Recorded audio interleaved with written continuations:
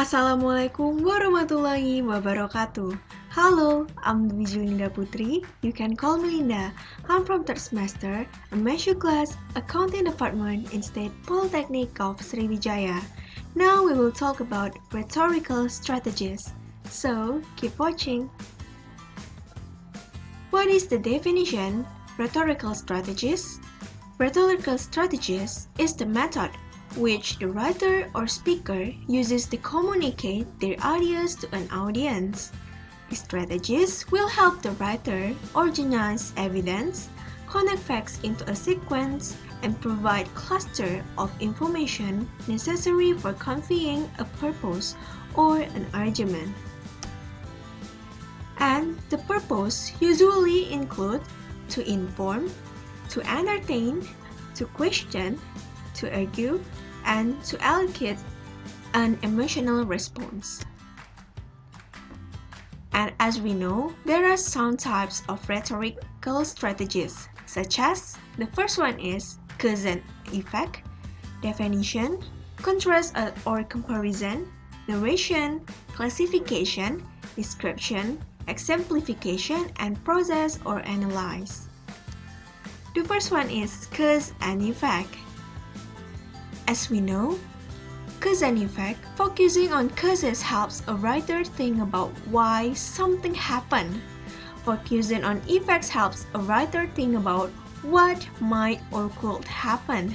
Cause is oriented towards the future. Effect looks back to the past. And the second one is definition. Define means making sure you and your readers understand what you mean by a key of a term. It will help the writer to reshape the thinking of the audience and see a concept in a new light. And the third one is contrast or comparison. Comparing and contrasting is an excellent strategy to use in writing a report, making an argument in giving a speech to persuade your audience to take a specific course of action. You can set forth the pros and cons of different programs, political policies, or courses of action leading up to the recommendation you endorse and believe is the more effective. And the fourth one is classification. Classifying allows the writer and the reader to get control of a big topic and break it into smaller units of analysis. And the fifth one is narration. We tell stories to make a point, to illustrate an argument, to over evidence or counter evidence, and sometimes even to substitute for an argument.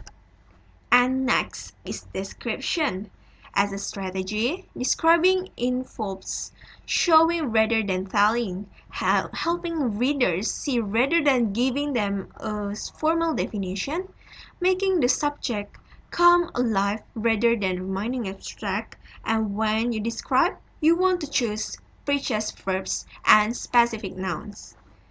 And next, exemplification. This is the most frequently used rhetorical strategy. By using strategies, a writer can illustrate, support, and clarify ideas, include referring to a sample, detail, person, and typical event. And the last one is process or analyze.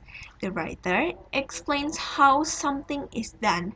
In preparing to write and explaining a process, it might help to list the steps as a flow chart or as a cookbook recipe and then turn your list into a paragraph or more of fully elaborated prose. I think that's all about my presentation today. Thank you for watching and wassalamualaikum warahmatullahi wabarakatuh.